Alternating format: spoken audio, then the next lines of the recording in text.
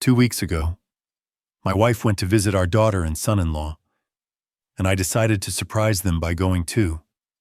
When I approached the door of their house, a neighbor shouted, "Wait! I have something to tell you." 5 minutes later, the police arrived, and the consequences turned everything upside down. Before we continue, please subscribe to the channel and write in the comments what time it is where you are now. The highway stretched ahead like a sentence I couldn't finish. It had never felt this long before. Though I'd driven it dozens of times over the years, my hands gripped the steering wheel harder than necessary. Knuckles pale against the black leather, the phone sat in the cup holder, screen dark, mocking me with its silence. 4 days. Emily never went 4 days without returning a call. I glanced at the phone again, knowing I'd see nothing new, but checking anyway. Same unanswered texts, same voicemails delivered into the void. The last one I'd left that morning sounded desperate, even to my own ears. "Emily, I'm worried. Just let me know you're okay. Call me back, please." The surprise visit had seemed like a good idea yesterday. Drive to Los Angeles, show up with flowers, take Emily and Sophia out for lunch somewhere nice, make a day of it. But somewhere around mile marker 72, the surprise started feeling less like a gift and more like an emergency response. Exit signs counted down the distance. 45 miles to Los Angeles. 40, 35. My mind kept circling back to the months before Emily left for this visit. Sophia's phone calls had changed. Not in frequency. She'd always been good about checking in, but in content. Every conversation eventually steered toward money. The roof needed repairs. Ethan's contracting work had slowed down. Could we help with the mortgage this month? And then more recently, questions that left a sour taste. "Dad, have you and Mom thought about updating your will, with property values changing and everything?" I'd mentioned it to Emily after that particular call. She was folding laundry in our bedroom, her movements unhurried and precise. "She's our daughter. Samuel," she'd said without looking up. "She's just going through a rough patch. We went through rough patches, too." Remember. I remembered. But something about Sophia's tone felt different. Calculated. Maybe I was just getting paranoid in my old age, seeing shadows where there was only ordinary family struggle. The exit for Los Angeles appeared. I merged right, following the ramp into suburban sprawl. Strip malls and chain restaurants gave way to residential streets lined with identical 2-story homes. Sophia's neighborhood looked the same as always. Tidy lawns, basketball hoops in driveways, minivans parked at careful angles. Her house stood at the end of a cul-de-sac. The lawn had been mowed recently, leaving perfect parallel stripes in the grass. No newspapers cluttered the driveway. Nothing seemed disturbed or wrong. I pulled up to the curb and killed the engine. For a moment, I just sat there. Maybe I'd overreacted. Maybe Emily had dropped her phone in Sophia's pool, or left it in a restaurant, or simply gotten caught up in mother-daughter time and forgotten to charge it. Simple explanations existed. They had to. I got out and walked to the front door. The concrete path felt solid under my shoes. Normal. I reached for the doorbell and pressed it, hearing the chime echo inside the house. Waited. Counted to 35. Pressed it again. Nothing. I tried the door handle, locked, cupped my hands against the front window, and peered through the glass. The living room looked empty. Furniture arranged exactly as I remembered from our last visit at Christmas. No lights on, no movement. I pulled out my phone and dialed Sophia's number. It rang 5 times, then dropped to voicemail. her cheerful, recorded voice. "Hey, this is Sophia. Can't get to the phone right now, but leave a message and I'll call you back super soon." I didn't leave a message. Instead, I tried Ethan. Same result. Straight to voicemail after several rings. His message was shorter, more businesslike. "Ethan Richards. Leave your name and number." The unease that had been building since San Francisco crystallized into something sharper. Where were they? Sophia knew I might visit. I'd mentioned it vaguely during our last conversation. She always answered her phone. Always. "Excuse me." "Wait." I turned. A man was hurrying across the lawn from the house next door, moving with purpose. Mid-40s, thinning hair, dressed in a polo shirt and khakis. His expression carried urgency that didn't match the quiet suburban afternoon. "Are you family?" he called out, slightly breathless. "Are you Emily's husband?" The question stopped me cold. How did this stranger know Emily's name? He reached me and extended his hand, though the gesture seemed automatic, something he did while his mind worked on more important matters. "I'm Michael Bennett. I live next door." He pointed at the house he'd emerged from. "Listen, I need to tell you something. About 2 weeks ago, something happened here." He glanced back at Sophia's house, then at me, his jaw working as he chose his words. "There were screams," he said finally, "late at night. A woman's voice." My chest tightened. Michael didn't wait for me to ask questions. The words came out in a rush, like he'd been holding them in too long. "It was around midnight, maybe a little after, 2 weeks ago, July 15th. I remember, because it was the night before my daughter's birthday. I heard screaming from this house." He gestured at Sophia's front windows. Not just yelling, screaming. A woman begging someone to call an ambulance, saying she needed help. I felt the ground shift beneath my feet, subtle but unmistakable. I got up, went to my front window. Michael continued. Sophia and Ethan came outside right there on the lawn. They were yelling back at the house, saying everything was fine. Just a nightmare.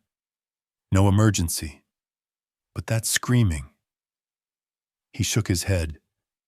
That wasn't a nightmare. I've heard nightmares wake people up. This was terror. What did you do? The question came out hoarse. I called emergency services anyway. Told them someone needed help at this address. Sophia and Ethan saw me on my phone through the window and started waving at me to stop. But I'd already made the call. He crossed his arms, defensive now, as if he expected me to criticize the decision. The paramedics arrived maybe 15 minutes later. They went inside with Sophia and Ethan. When they came back out, they had a woman on a stretcher. She could barely lift her head. It was Emily. The world narrowed to Michael's face, his mouth forming words that couldn't possibly be real. She was barely conscious. He said. The paramedics were moving fast, checking her vitals, asking delicate questions. Your daughter and her husband just stood there watching. Didn't get in the ambulance. Didn't even follow it to the hospital. They went back inside, and the next morning both their cars were gone. Haven't seen them since. My hands were shaking. I looked down at them, surprised by the tremor. Then back at Michael. Which hospital, I don't know. I assumed he faltered. I assumed family would handle it, that someone would contact you. I pulled out my phone, dialed Sophia again. Voicemail. Ethan. Voicemail. Then I called emergency services, forcing my voice steady as I identified myself, and asked about ambulance calls to this address 2 weeks ago. The dispatcher put me on hold. Muzak played incongruously cheerful. Michael stood watching me. His concern etched deeper now that he'd said everything out loud. Emergency services. How can I help you? I'm calling about an ambulance dispatched to 847 Meadowbrook Lane on July 15th, I said. The patient was my wife, Emily Thornton. I need to know which hospital she was taken to. Keys clicked on the other end. Los Angeles Regional Medical Center. Sir, the call came in at 12:43 a.m. Thank you. I hung up and immediately dialed the hospital. 3 transfers, 3 different voices asking me to hold. Finally, a nurse in the ICU with a tired, professional tone. Emily Thornton. Yes. She was admitted July 15th. Serious condition, but stable as of yesterday. What happened to her, I can't provide details over the phone. Sir, you'll need to come in person. Are you family? I'm her husband. A pause. 4th floor ICU. Ask for the charge nurse when you arrive. I lowered the phone. Michael was watching me. Waiting. I'm calling the police. I told him, this isn't right. He nodded immediately. I'll give a statement. Whatever you need. I dialed Los Angeles Police Department, reported a possible crime, gave them the address, explained what Michael had witnessed. The officer on the line told me someone would meet me at the hospital. I was already moving toward my car. The hospital's on Colonial. Michael called after me. Los Angeles Regional Medical Center. Take Highway 50 East. I'll find it. I got in, started the engine, pulled away from the curb without looking back. The drive felt surreal. Traffic lights changed colors. People crossed streets with shopping bags and coffee cups, going about ordinary Tuesdays while my entire world cracked open. What happened to Emily? Why wouldn't Sophia call an ambulance for her own mother? Why did they run? Questions multiplied faster than my speedometer climbed. Los Angeles Regional Medical Center rose against the skyline, all glass and concrete angles. I parked in the visitor lot, took the elevator to the 4th floor, followed signs to the ICU. A woman in plain clothes was waiting near the nurse's station. Detective's badge clipped to her belt. Mr. Thornton. She extended her hand. Detective Sarah Jenkins, Los Angeles PD. I got the call about your wife's situation. Where is she? Room 412. But I need to ask you some questions first. When did you last speak with Emily? 2 weeks ago when she left to visit our daughter. We texted a few times after that. Then 4 days ago, she stopped responding. Jenkins wrote in a small notebook and you didn't know she was hospitalized. Nobody contacted me. I came here because I was worried. A neighbor told me what happened. Her expression shifted. Professional mask slipping just enough to show something darker underneath. Your wife suffered severe poisoning. Mr. Thornton. Combination of sedatives and cardiac medication. The dose was potentially lethal. She's been unconscious for most of the 2 weeks. We've been trying to locate next of kin. The words landed like physical blows. My daughter and son-in-law were with her, I said slowly. The neighbor heard her screaming for help. They told him it was nothing. Then they disappeared. Does that sound like an accident to you, Detective? Jenkins's jaw tightened. Room 412. Go see your wife. I'll be here when you're ready to talk. The ICU room was dim, curtains half drawn. Machines beeped steadily, monitoring vitals with mechanical precision. Emily lay in the bed, tubes and wires connecting her to equipment I didn't want to understand. Her face looked smaller than I remembered, skin pale against white pillows. I pulled a chair close and took her hand. It felt fragile, like bird bones. I'm here now, I said quietly. The words were for her, even if she couldn't hear them. When you wake up, you'll tell me what they did, and I promise you. My voice dropped lower, harder. I'll make sure they answer for every second of this. Something shifted inside me. Then the shocked father evaporated.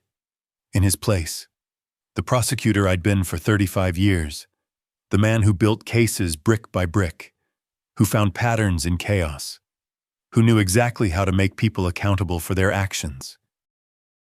Sophia and Ethan had made a mistake. They left evidence. They'd left witnesses. They'd left their victim alive. And they'd underestimated me. I didn't leave the chair beside her bed. The nurses offered alternatives. A cot in the waiting room. A nearby hotel with a discount for families. But I refused. My hands stayed wrapped around Emily's, feeling for any change, any sign she was coming back. Somewhere around 5 a.m, her fingers twitched against my palm. I straightened, leaned closer. Her eyelids fluttered, struggling against whatever darkness held her. A nurse noticed, moved quickly to the monitors, checked readings, pressed a call button. Within minutes, a doctor arrived, pen light in hand, examining Emily's responses with clinical efficiency. Her eyes opened, unfocused at first, pupils adjusting to the dim light. Then they found my face and held there. Samuel. The word came out rough, barely recognizable through the damage a ventilator tube leaves behind. Where the nurse brought water, held the cup while Emily took small sips. Her throat worked painfully, but gradually. Sound returned. How long have I been here? 2 weeks, the words felt inadequate. You've been here 2 weeks. Her eyes widened, confusion bleeding into fear. I watched her trying to piece together time she'd lost, reaching for memories that scattered like smoke. The doctor confirmed she was stable enough to talk. Detective Jenkins appeared shortly after, recording device in hand. Expression professional, but not unkind. Emily described what she could remember, voice shaking through the account. Sophia had made dinner on July 15th. Nothing fancy. Pasta with vegetables, garlic bread. About an hour after eating, something went wrong. Dizziness first, then nausea, then her heart racing so fast she couldn't catch her breath. I asked Sophia to call an ambulance, Emily said, staring at her hands. She said no, said it was just food poisoning, that I'd feel better if I lay down. But it got worse. Everything was spinning and my chest hurt so much. I thought. She stopped, swallowed. I begged her. I said, Sophia, please. Something's wrong with my heart. She just looked at Ethan, and he stood in front of the door. Wouldn't let me leave the room. I sat motionless, absorbing each word like a blow. I screamed for help, Emily continued. I thought maybe someone outside would hear. Then everything went dark. I remember a voice through the window, someone calling out. But after that, nothing. Just waking up here now. Detective Jenkins stopped the recording, gave Emily a moment before speaking. The toxicology shows levels of zolpidem and digoxin that would kill most people your age. Mrs. Thornton. Someone with medical knowledge would understand exactly what this combination does. This wasn't accidental. What are those? Emily asked, though her face suggested she didn't really want to know. Sleeping medication and cardiac medication. Jenkins said, neither was prescribed to you. Do you know if Sophia or Ethan had access to those drugs? Emily's forehead creased. There were pill bottles in their bathroom. I saw them when I first arrived. Ethan mentioned something about anxiety and trouble sleeping, but I didn't pay much attention. The detective made notes, asked follow-up questions, established timeline details that would matter in court. I listened, building my own mental file of every fact, every inconsistency. "I need to conduct interviews," Jenkins said eventually. Sophia Richards and Ethan Richards just returned to their Los Angeles home. Apparently, they took a trip. The temperature in the room seemed to drop. "I'm coming with you," I said, already standing. "Mr. Thornton, this is official police business given your relationship to the victim and the suspects. They're not suspects. They're criminals who tried to murder my wife." Jenkins's expression softened slightly, "Which is exactly why you can't be present during questioning. I understand your frustration, but we need to do this right. Let me handle it." She was correct, and I knew it. Decades in the prosecutor's office taught me the importance of clean investigations, untainted evidence. I sat back down. Hours passed. Emily drifted in and out of sleep, exhausted by the effort of consciousness. I held her hand, watched machines track her vital signs, tried not to imagine Ethan standing between her and the door while she begged for help. Detective Jenkins returned late afternoon. Her expression told me everything before she spoke. "They admit Emily was sick that night," she said, pulling up a chair. "But their story is that she took the pills herself, said she couldn't sleep, was stressed about family finances. They claimed they were about to call an ambulance when the neighbor, quote, interfered. They left for the Bahamas the next day because the trip was pre-planned, and they didn't realize how serious the situation was since the hospital said Emily was stable." "That's a lie." Emily's voice stronger now, but trembling with anger. "I believe you," Jenkins said. "But their story is coordinated, rehearsed. A defense attorney could argue the poisoning caused confusion, affected your memory of events. Right now, it's your word against theirs. We need more." After she left, I sat in silence. 35 years in the prosecutor's office had prepared me for this moment, though I'd never imagined applying that knowledge to my own family. Investigation takes months. Evidence is circumstantial. Even if charges are filed, conviction isn't guaranteed. And meanwhile, Sophia and Ethan would walk free, acting innocent, telling their version to anyone who'd listen. I looked at Emily, frail and traumatized in the hospital bed. Then I pulled out my phone and scrolled through contacts until I found a name I hadn't called in years. David Hayes, private investigator who'd worked dozens of cases with me during my prosecutor days, digging up financial records and hidden connections that turned circumstantial cases into convictions. I pressed dial. "David, it's Samuel Thornton. I need your help with something. It's personal." The coffee shop in San Francisco was nearly empty on Thursday morning. David Hayes sat across from me. 3 file folders spread between our cups, his expression grim as he walked me through what he'd found in just 3 days. "Your daughter made 52 calls to creditors in the past 4 months, he said, sliding the first folder forward. "Collection agencies, credit card companies, mortgage servicers. Every account is past due, most by 90 days or more." I opened the folder. Phone records, bank statements, credit reports, all the financial debris of a life falling apart. Ethan owed money everywhere. Online gambling sites, sports betting, poker rooms in Los Angeles and Las Vegas. The numbers kept climbing. 90,000 in credit card debt. David continued. Another 130,000 in gambling losses across various platforms. Their mortgage is 3 months overdue. Foreclosure proceedings started last week. "And Sophia knew all this?" I asked, though I already suspected the answer. She called your estate attorney 5 weeks before the poisoning, July 17th, asked about probate timelines. What happens when someone dies intestate versus with a will? Whether adult children automatically inherit. The attorney thought she was just curious about family planning. David paused. That's not curiosity. Samuel, that's planning. I closed the folder. The pieces falling into a pattern I recognized from dozens of prosecutions.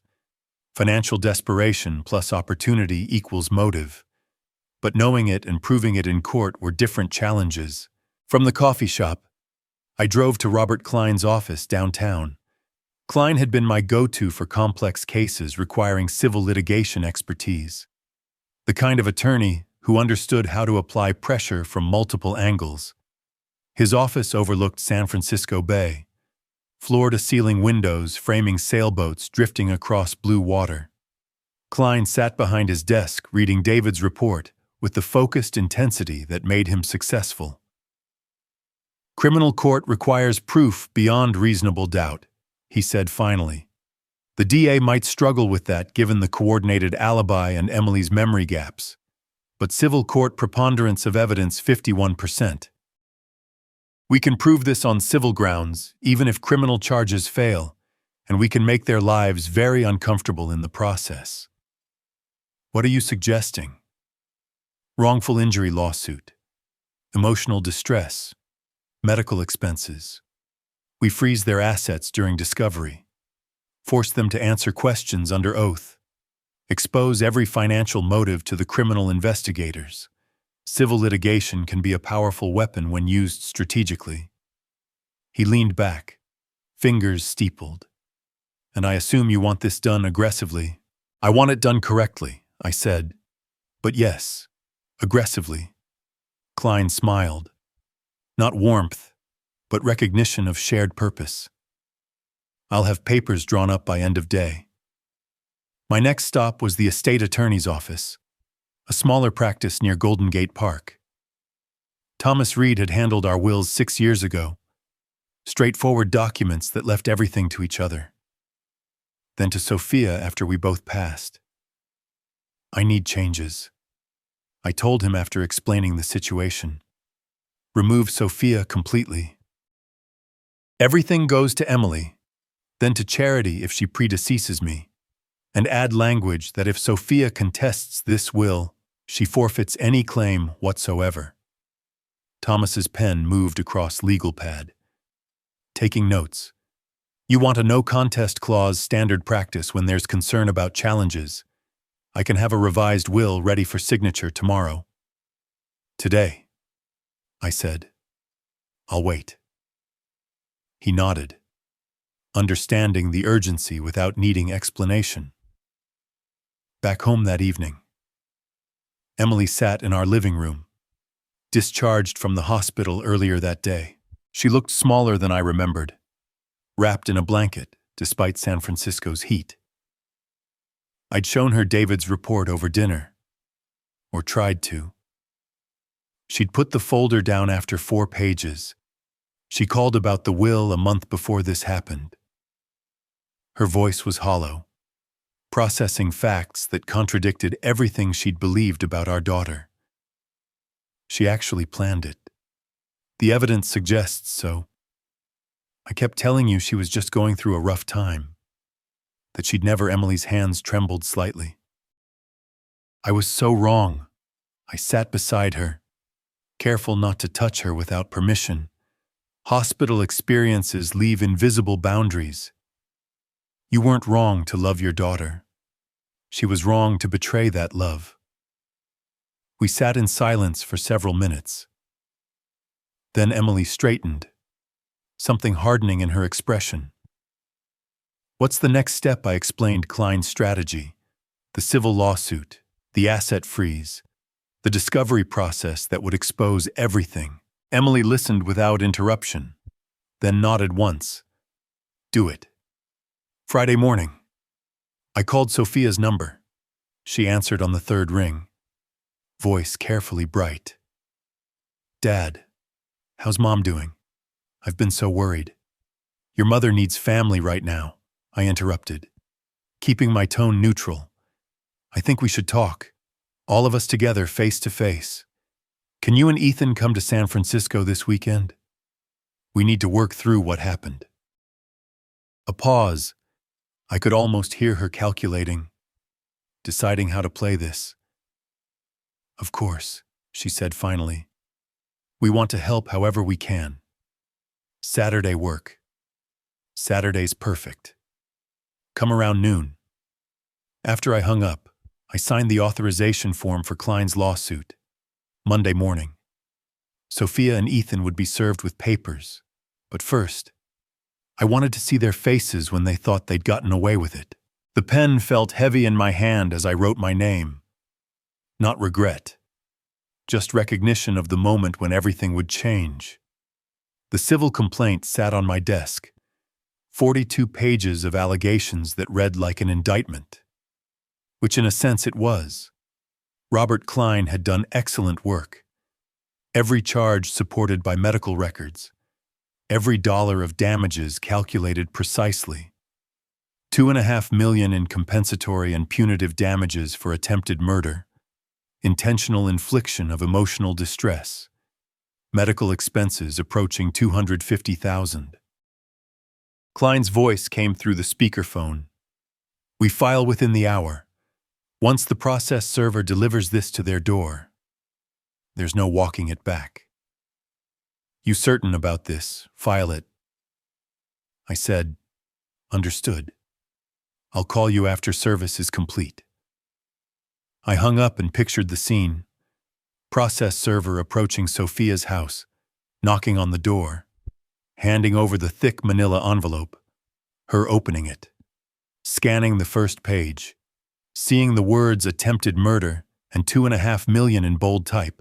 The satisfaction I felt was cold, methodical. This was step one. The call came 4 hours later, not from Klein, but from Sophia. I let it ring 3 times before answering, keeping my voice level. Yes, $2.5 million. Her scream came through sharp enough to hurt. Dad, have you lost your mind? This is insane. It was an accident. Mom took those pills herself because she couldn't sleep. You're ruining our lives over a misunderstanding. The same rehearsed explanation she'd given the detective. I let her continue, listening for inconsistencies, cataloging every claim. We were trying to help her. She was stressed about money, about the house, and she took too many pills. We were about to call for help when that nosy neighbor interfered. Now you're suing us. Your own daughter. She paused for breath. I spoke into the silence. You had a choice that night. Sophia, when your mother was screaming for help, begging you to call an ambulance, you made a choice. You chose to let her suffer. Now you'll answer for that choice in court. Her tone shifted instantly from hysteria to fury. You're destroying my life over nothing. We're your family. Family doesn't let family die for inheritance money. I ended the call. 25 minutes passed before my phone rang again. Ethan this time, I answered without greeting. His voice came out careful, modulated. The tone of someone trying to negotiate a business deal. Samuel, listen. I know this looks bad, but we can work this out. Right, families should handle things privately. What if there's a way to make this go away? We could agree to certain terms, maybe some financial arrangement. I walked to the window, looked out at San Francisco's downtown skyline, while Ethan's desperate pitch continued. When he finally stopped, I responded, You're offering me money with what the $90,000 you owe on credit cards, the $130,000 in gambling debts. Or were you planning to use the inheritance you thought you'd get when Emily died? Silence. Then in a voice stripped of its careful tone, What are you talking about? I didn't answer the question. There's no deal. Ethan, See you in court. Another hang-up. Detective Jenkins called that afternoon. We executed the search warrant this morning. Found some interesting items. Go on. Empty prescription bottle in the master bathroom medicine cabinet. Zolpidem sleeping pills prescribed to Ethan 4 months ago. 35 pills. Bottle completely empty and his fingerprints are all over it. She paused. But here's the real evidence. Ethan's laptop. Browser history from 4 weeks before the poisoning. Searches for digoxin overdose symptoms and lethal sleeping pill dose. He researched exactly what happened to your wife before it happened. That's premeditation. Mr. Thornton. I made notes while she talked. Prosecutor shorthand covering the legal pad. Dates, search terms, prescription details. The timeline of planning. The DA is preparing arrest warrants. Jenkins continued. Attempted murder first degree for both of them, plus conspiracy and obstruction for the false statements. We're moving on this tonight. Keep me informed. Will do. The second call from Jenkins came at 7 that evening. They're in custody, both arrested at home an hour ago. Being processed now. Bail hearings tomorrow morning. But given the charges and their financial situation creating flight risk, bond will be set high. Emily was beside me, holding my hand. She'd heard everything through the speaker. Her eyes were wet, but no tears fell. Is it wrong that I feel relieved? She asked quietly. I squeezed her hand. No. It means justice is working. My phone buzzed with a text from Klein. Arrest warrants executed. Civil case now has criminal charges backing it. Asset freeze motion hearing scheduled for 4 days from now. We're winning. I read the message, then looked at Emily. She was staring at a framed photo on the side table. Sophia, at age 8. Gap-toothed smile sitting on my shoulders at the beach. Emily reached for it, hesitated with her fingers an inch from the frame, then deliberately turned it face down. I can't look at her right now, she whispered. I nodded. Neither could I. The bail hearing happened Wednesday morning. Sophia and Ethan appeared via video link from the county jail, both in orange jumpsuits that looked deliberately humiliating on camera. The judge set bond at $300,000 each, high, but not insurmountable. By Thursday afternoon, they'd posted bail through a bondsman, pledging their house as collateral. By Friday, they'd retained Andrew Foster. Foster's reputation preceded him. Former public defender turned high-profile criminal attorney, known for aggressive tactics and media manipulation. His strategy became clear within hours of taking the case. The San Francisco Chronicle ran the story on Saturday morning. Front page below the fold. Father sues daughter for $2.5 million after alleged poisoning. Defense claims tragic accident. The article presented both sides with careful neutrality. But the photo told a different story. Sophia looking exhausted and fragile, tears visible on her cheeks. No photo of Emily in the hospital bed. Sunday brought the real attack. The Chronicle published a follow-up interview. Sophia and Ethan sitting in their living room, speaking directly to a reporter about the tragic misunderstanding tearing their family apart. I read it at the kitchen table while Emily prepared breakfast. Sophia described a wonderful visit with her mother that took a terrible turn when Emily became anxious about finances and took sleeping pills without telling anyone. Ethan explained they were moments away from calling for help when the neighbor panicked unnecessarily. Both expressed shock and hurt that Samuel refused to believe them, choosing instead to destroy his own daughter's life with false accusations. The article included quotes from their attorney. Foster positioned them as victims twice over. First of Emily's accidental overdose, now of Samuel's vindictive lawsuit fueled by paranoia rather than evidence. Listen to this. I said to Emily, Foster claims we're weaponizing the legal system to punish grief-stricken family members who made difficult decisions in a crisis. Emily sat down her coffee cup harder than necessary. Difficult decisions.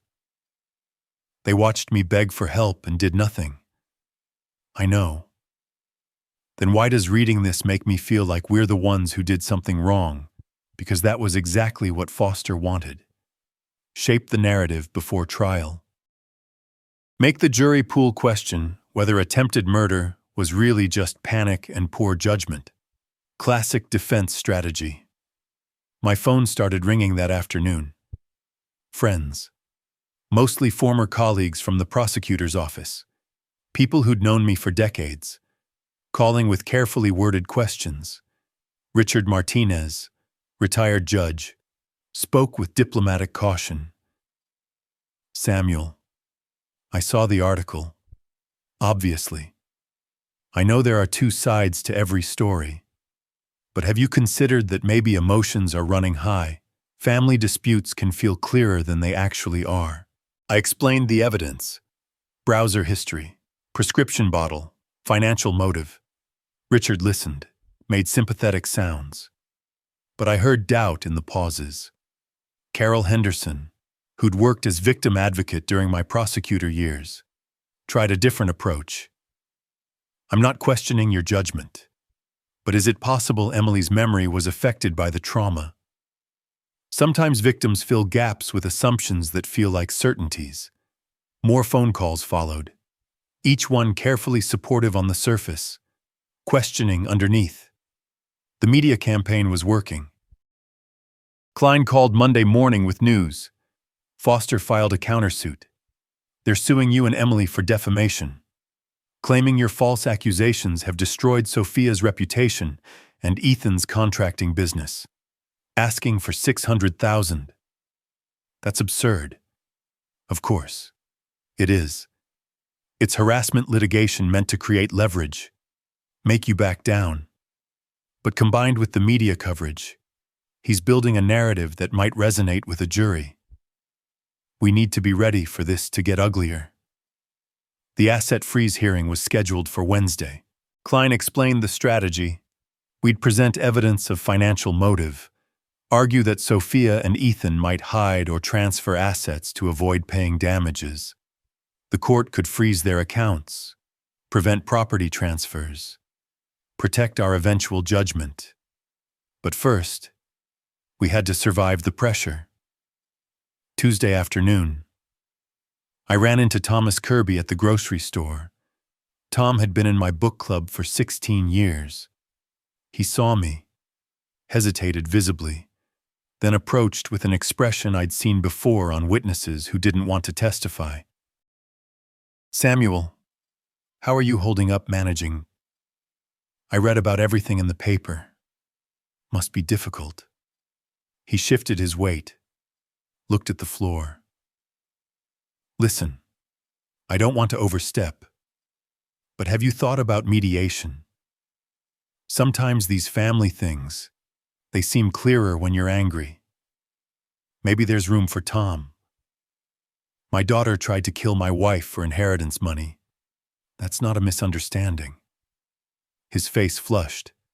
Of course not. I'm just saying.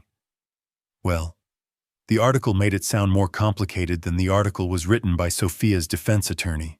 Right. Sure. He trailed off. Then I hope it works out. He left quickly, abandoning his half-full cart. That evening, Emily found me at my desk reviewing evidence files.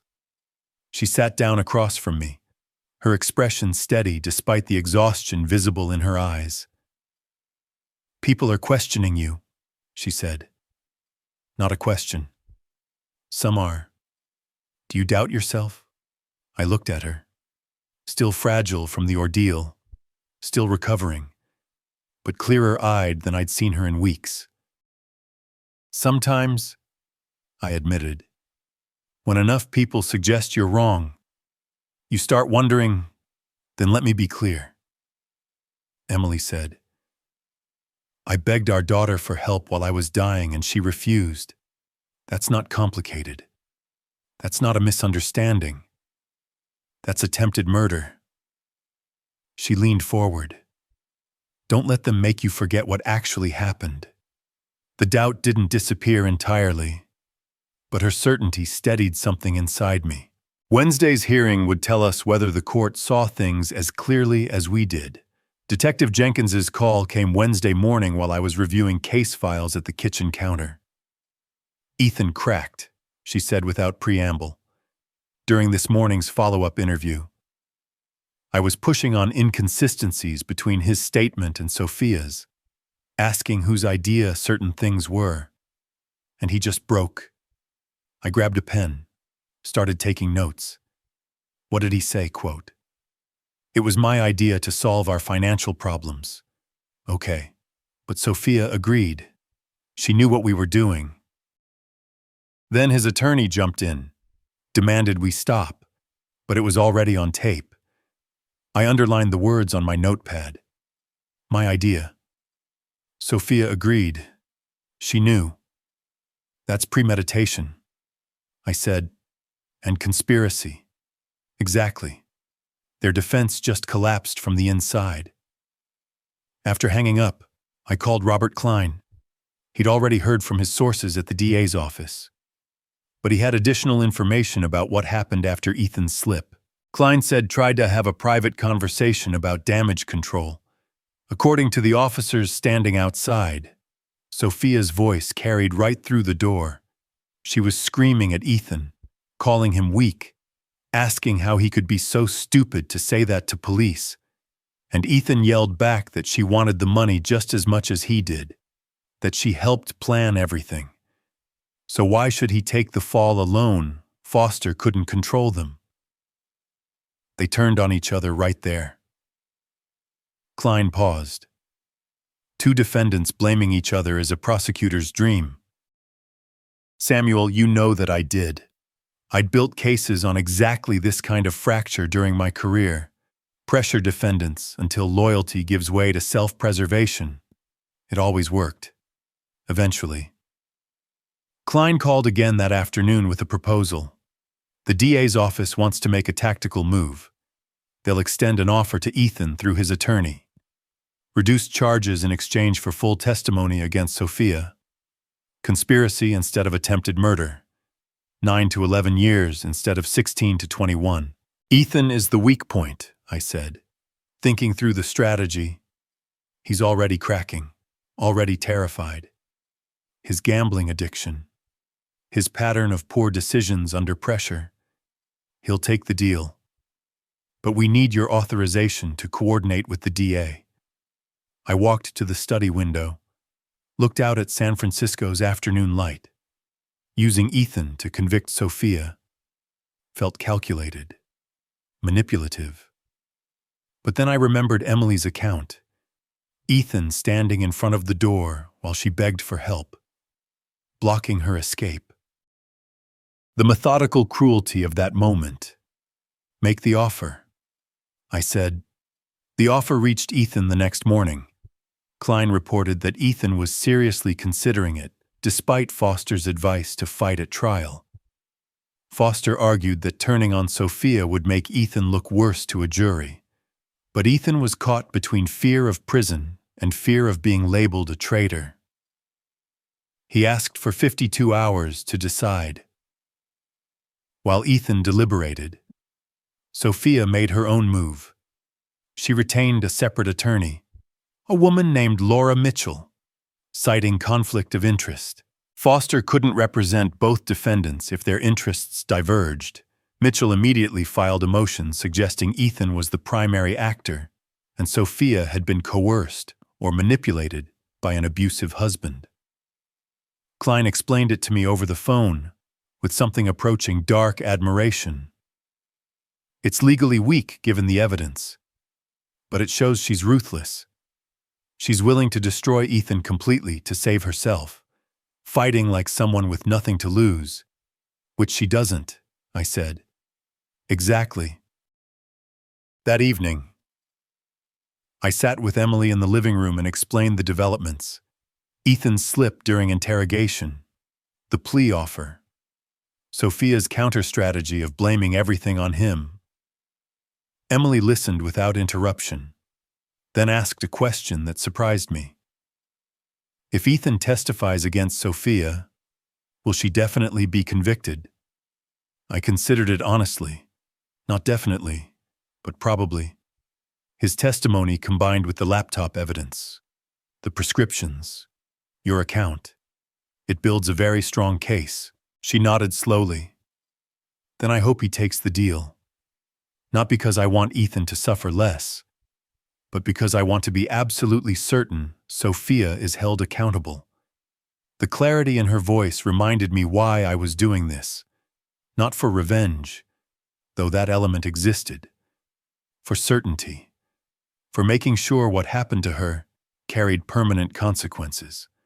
My phone rang late that night. Past 11. Klein's number on the screen. Ethan's attorney just called, he said, voice tight with controlled excitement. He's taking the deal. Full testimony, complete cooperation, every detail. He's giving us Sophia on a silver platter. I closed my eyes, absorbed the information. Across the room. Emily looked at me questioningly. I covered the phone. Ethan is testifying against her. Emily's expression didn't change, but her hand gripped the armrest of her chair, knuckles visible against the fabric. Klein continued. We're scheduling his deposition for 4 days from now. Once he's on record, Sophia's defense is finished. She'll know it, too, after hanging up. I sat in silence with Emily. Neither of us spoke for several minutes. Finally, she said what we were both thinking. It's really happening. Yes, I said. It is. The asset freeze motion filed Monday morning. I'd spent the previous day coordinating with Klein, reviewing the financial analysis David Hayes had prepared. Every debt, every late payment, every desperate cash advance in the 7 months before the poisoning. The documents showed a family drowning and grasping for the inheritance that would save them. The hearing happened Wednesday afternoon. Judge Martinez presided, reviewing the evidence with the methodical attention judges give to financial matters. Klein presented our case. $275,000 in combined debts. Foreclosure proceedings initiated. Sophia's call to the estate attorney 5 weeks before the poisoning. The pattern was undeniable. Sophia's attorney, Laura Mitchell, argued that freezing assets would prevent them from paying their mortgage, essentially guaranteeing foreclosure. Klein responded that they'd already stopped making payments 4 months ago. The freeze merely formalized what was already happening. Judge Martinez granted the motion. All bank accounts frozen. No property transfers permitted. The house they'd pledged for bail was now untouchable, locked in legal limbo. They're financially paralyzed, Klein told me afterward. Can't sell, can't borrow, can't access savings. Everything they have is frozen until the civil case resolves. Ethan's deposition was scheduled for Friday. I didn't attend. Klein advised against it, said my presence might complicate things. Instead, I waited at home while Klein and the DA's assistant handled it. He called me Friday evening with the summary. Ethan gave us everything. Klein said, 52 pages of testimony. He described researching the drugs online, finding the prescription bottle from his anxiety treatment, forging a second prescription for digoxin by using his doctor's pad during an appointment. He explained mixing both medications into Emily's pasta sauce, and he detailed every conversation with Sophia, how they discussed it for weeks, how she agreed it was the only solution to their debts, how she watched him add the drugs and said nothing. She was complicit. I said, more than complicit. She was a co-conspirator. Ethan's testimony makes that absolutely clear. And before you ask, yes, we have corroboration. The laptop searches the prescription forgery attempt we found in medical records, Emily's account of Sophia refusing to call for help. Ethan's testimony doesn't stand alone. It's supported by everything else. That evening, Detective Jenkins called with another update. Based on Ethan's testimony, the DA filed additional charges against Sophia, not just attempted murder, but also conspiracy to commit murder and accessory after the fact. An arrest warrant was issued Friday night. Sophia was taken into custody Saturday morning. This time, bail was denied. Sunday brought an unexpected development. An email from Laura Mitchell arrived in my inbox. Subject line: confidential settlement discussion. I read it standing at my desk. Mitchell wrote on Sophia's behalf, suggesting that perhaps there was room for resolution short of trial. Sophia was willing to plead to lesser charges, maybe reckless endangerment instead of attempted murder. In exchange, we dropped the civil lawsuit.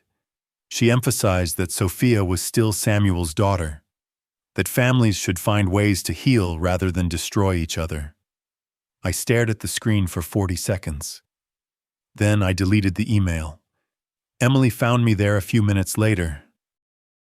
What was that about Sophia's attorney suggesting we accept a plea deal and drop the lawsuit? What did you tell her? Nothing. I deleted it. Emily sat down across from me. Good. Don't let her pretend this can be negotiated away. She tried to kill me for money. That's not something you compromise on. Monday morning, I forwarded a screenshot of the deleted email. Robert Klein, with a simple message: no deals, no compromise. We proceed to trial on all charges. Klein responded immediately. Understood. I'll communicate that to the DA's office. Sophia's attorney will get the message. The civil lawsuit continued its parallel track with the asset freeze in place and Sophia facing upgraded criminal charges. Klein filed additional motions. One sought to establish joint and several liability, meaning if we won the civil case, Ethan would be responsible for the full $2.5 million. Even though he'd taken a plea deal, the criminal reduction didn't absolve civil responsibility. That same day, the bank accelerated foreclosure proceedings on Sophia and Ethan's house, with no mortgage payments for 4 months and assets frozen. Preventing any payment, the bank moved to seize the property. Notice to vacate was issued. 35 days to remove belongings. I heard about it from David Hayes, who was still monitoring their financial situation.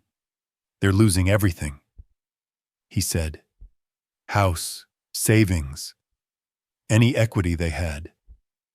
The civil judgment will attach to anything that's left, which at this point is basically nothing. They gambled everything and lost, I said, not with satisfaction, just mechanical observation of consequences. The following week moved quickly. Ethan's formal plea agreement was signed on August 2nd. He allocuted in court, admitted under oath to conspiracy to commit attempted murder, detailed his and Sophia's plan, accepted 9 years in prison. The judge accepted the plea. Sophia's preliminary hearing was scheduled for August 10th. Based on Ethan's testimony, the laptop evidence, Emily's account, and the prescription forgery, the judge would decide if there was sufficient cause to proceed to trial. Klein assured me it was a formality. The evidence was overwhelming, but Sophia would be there in court. For the first time since her arrest, I'd have to see her face. Wednesday night, August 4th. Emily and I sat on our back porch. Fireworks exploded in the distance. Neighbors celebrating. We watched in silence. Are you ready for next week? Emily asked. For the hearing. I thought about it, seeing Sophia in the defendant's chair, hearing the charges read aloud, watching her realize how completely her plan had failed. Yes, I said. I'm ready. The story broke wide on August 6th. I was having morning coffee with Emily when the local San Francisco station led with it. Daughter and son-in-law charged in poisoning plot. Inheritance motive alleged. The coverage was different this time. No careful neutrality. No both sides framing. Just evidence. Courthouse footage showed Sophia and Ethan being processed. The anchor detailed the forged prescriptions, the laptop searches, the 16 million inheritance calculation. A legal expert appeared, grave-faced, calling it one of the most cold-blooded cases in recent California history. My phone started buzzing. People I hadn't heard from in weeks. The same friends who'd questioned my judgment after Foster's media campaign. Now they were calling to apologize, to express shock, to say they had no idea the evidence was so damning. I didn't answer most of them. David Hayes called mid-morning with updates on Sophia and Ethan's professional situations. The real estate agency cut ties this morning, he said. Public statement expressing sympathy for your wife and distancing themselves completely from Sophia's alleged criminal activities. Ethan was fired yesterday by the dealership moral turpitude clause, and his parents released a statement disavowing him.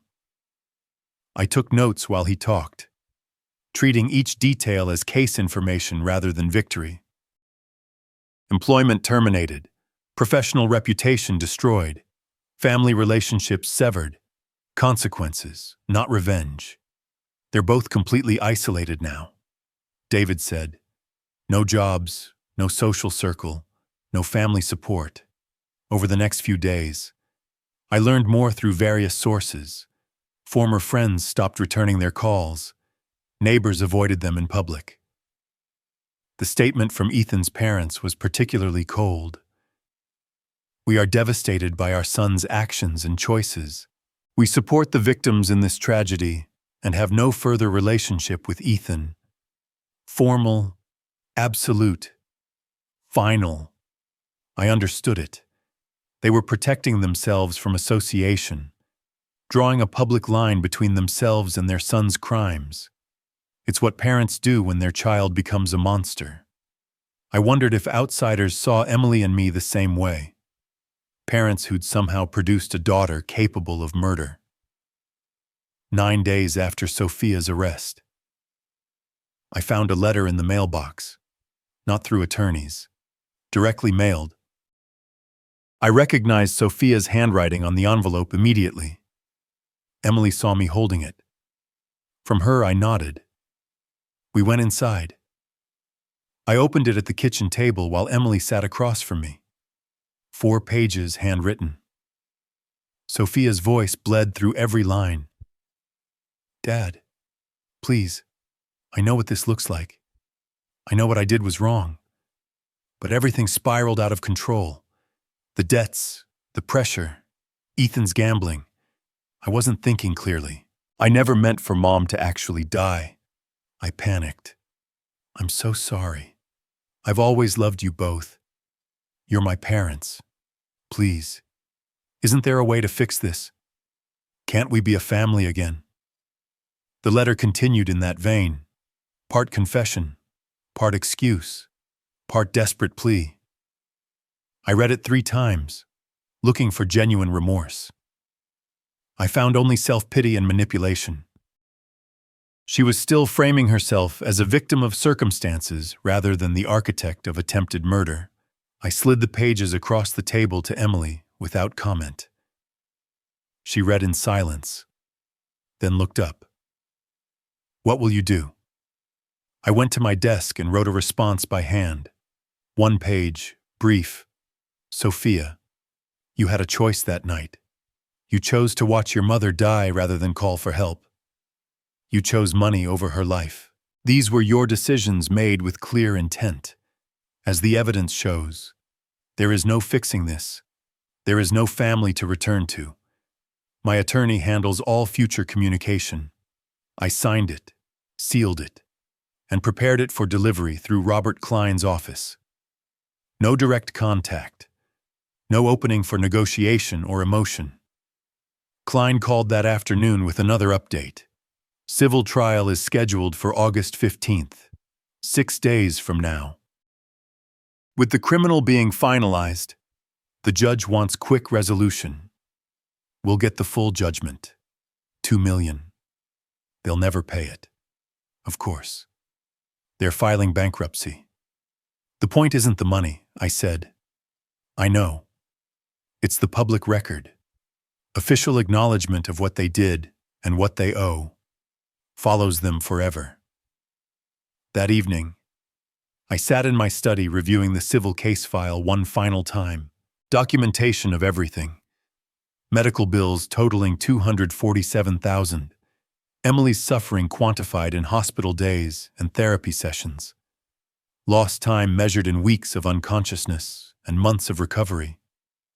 Behind me, the door opened quietly.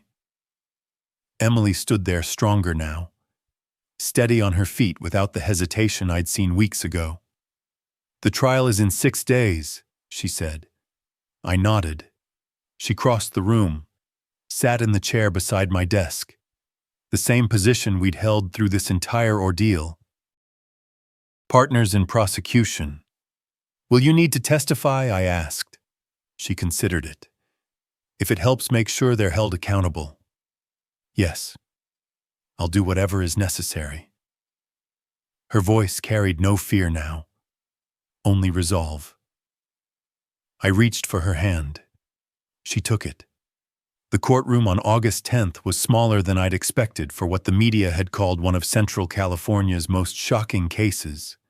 Judge Harrison presided, her expression neutral as the clerk called the matter State of California versus Sophia Richards and Ethan Richards. Sophia entered first, wearing a gray suit that looked borrowed, probably from her new attorney. Her face was drawn, eyes red from what I assumed were sleepless nights, or tears, or both. Ethan followed, separate from her physically and legally now. His plea agreement had already been signed, but he was present for Sophia's arraignment. The charges were read aloud: conspiracy to commit murder in the first degree, attempted murder in the first degree, obstruction of justice. Each charge carried its own weight, its own maximum sentence. Added together, they meant Sophia faced 28 years to life. Her attorney, Laura Mitchell, entered a plea of not guilty. Standard procedure. Even when the evidence was overwhelming, the trial date was set for October 12th, 3 months away. But as we left the courthouse, Klein pulled me aside. "The DA thinks Sophia will change her plea before trial. Once she sees Ethan's full testimony and discovery, once she understands how completely the evidence destroys her defense, she'll take whatever deal they offer. Nobody wants to face a jury with this case." He was right. 4 weeks later, on August 31st, Sophia accepted a plea agreement. Guilty to attempted murder in the second degree, 16 years minimum, possibility of parole after serving 13. The judge accepted the plea on September 4th. I was in the courtroom for the sentencing. Emily was beside me. We sat in the second row, close enough to see Sophia's face when the judge spoke. "Miss Richards, you planned and executed an attempt to murder your own mother for financial gain," Judge Harrison said. "You researched the methods. You obtained the means. And when your victim was dying, begging for help, you refused to act. The only reason your mother is alive today is because a neighbor had the decency and courage you lacked." Sophia's shoulders shook. Tears fell, but whether from remorse or self-pity, I couldn't tell. 16 years in state prison, the judge continued. "You'll be eligible for parole after 13, but that's not guaranteed. It depends entirely on whether you demonstrate genuine rehabilitation and remorse, qualities I saw no evidence of today." The gavel fell. Sophia was remanded immediately. I watched officers escort her out through the side door. She didn't look back at us. Maybe she couldn't. Maybe she knew there was nothing left to see. Ethan's sentencing happened the same day. Despite his cooperation, the judge gave him 9 years, acknowledging his testimony, but noting that he was the primary actor, the one who actually administered the poison. He'd be released in 2034 if he served his full term without parole. The civil trial was almost anticlimactic after the criminal convictions. With guilty pleas, the civil judgment was a formality. Klein presented our case on September 15th. Medical expenses, pain and suffering, emotional distress, the permanent impact on Emily's health. The defense offered no real contest. What could they say? Judge Martinez awarded us $2 million, the full amount we'd requested. Collecting it was impossible. Sophia and Ethan had both filed bankruptcy. Their house had been foreclosed and sold at auction. Bank accounts were empty. Future earnings would be garnished. But prison wages barely covered commissary. We'll never see $1 of it, Klein admitted afterward. But it's on record.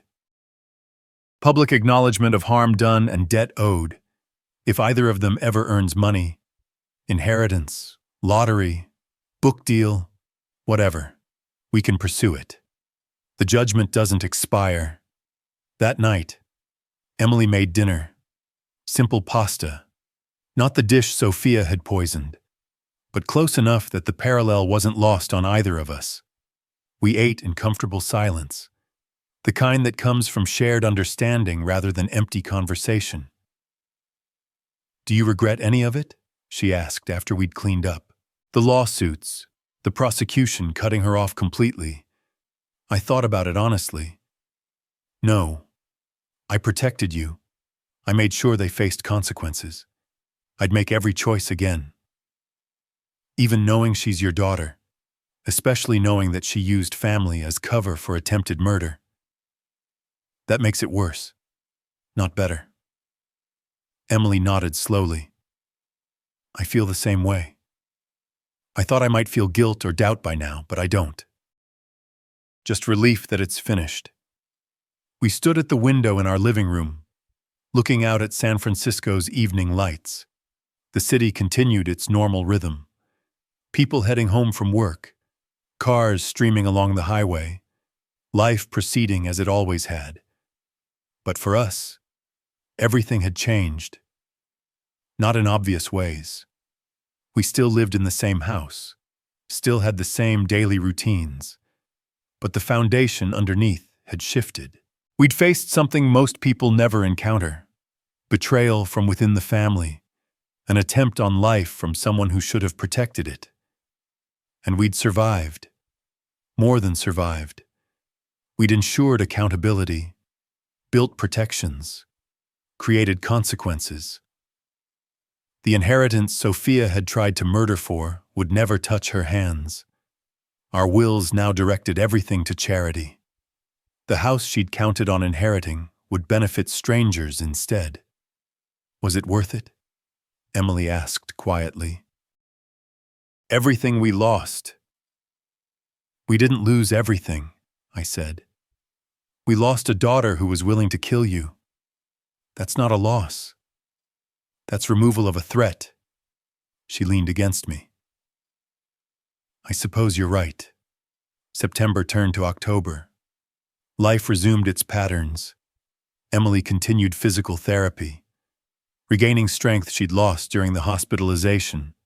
I returned to occasional consulting work, helping young prosecutors with complex cases. We had dinner with friends who'd stood by us through everything. The media moved on to other stories. Sophia and Ethan became footnotes, cautionary tales about greed and family betrayal, but no longer headlines.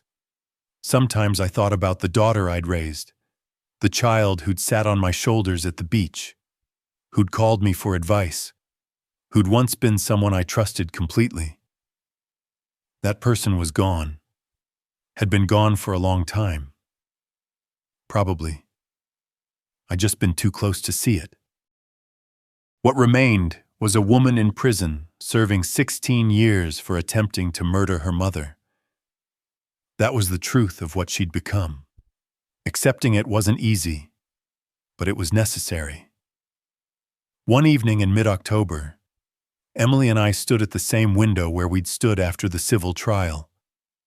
The view hadn't changed. The city lights still spread below us, indifferent to our story. "Do you think about her?" Emily asked. "Sometimes," I admitted. "Mostly I think about what might have happened if Michael hadn't called for help. If you died that night, and they'd gotten away with it. But that didn't happen." "No, because we fought back. Because we refused to let them rewrite the story." Emily turned to face me. "Thank you for believing me, for fighting for me, for not letting family loyalty override the truth." I took her hand. "You're my family. You're who I protect." We stood together in the gathering darkness, survivors of something that should have destroyed us, but didn't. The wound would never fully heal. Scars like this don't fade. But we'd ensured that the people who caused it paid the appropriate price.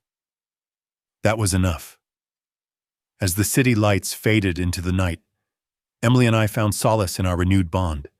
The ordeal had tested us, but it also strengthened our resolve. We moved forward, cherishing each moment together, free from the shadows of betrayal. Though scars remained, our love proved unbreakable. In the end, justice prevailed, reminding us that truth always emerges. If you enjoyed this story, please like the video and subscribe to the channel for more gripping tales. Share your impressions in the comments below. What do you think about family betrayals like this? Do you have questions or similar stories to share? Let's discuss and interact more. I'd love to hear from you. For the next story, click the box on the left. Thank you for watching. Your support means everything.